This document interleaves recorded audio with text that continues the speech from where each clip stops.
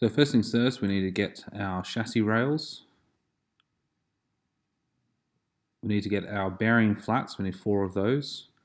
And we also need our cap nuts and our screws. You can use different size screws, but just make sure you try and use the same type for each of your builds. Okay, so once we have our parts, we can begin to create the SquareBot. So we need to count in from the end, look for the 4th hole, and the middle of our bearing flat needs to go on our 4th hole. So let's put a screw in that little hole just to make sure I keep that place.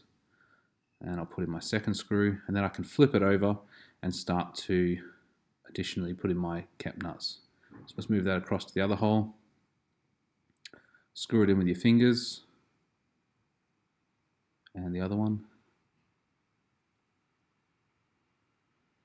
Now, it's important for all your builds that they're nice and tight, so I'd recommend that you do get a spanner. You can get the small VEX spanners, or you can just grab the larger one. Make sure you hold it in place and make sure they're nice and firm. Once the robot starts moving, anything that's not firm will rattle and vibrate and will start to loosen, so you've got to make sure they're firm. Then again, we can do the same thing, count in 4 from the edge, and then duplicate that.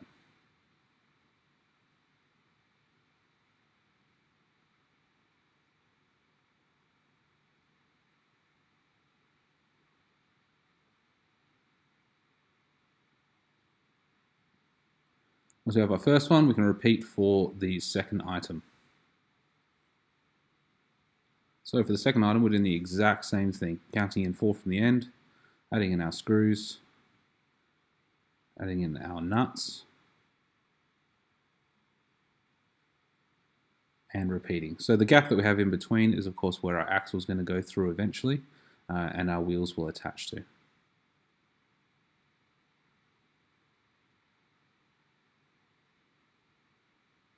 Repeat for the last one, and then we are finished.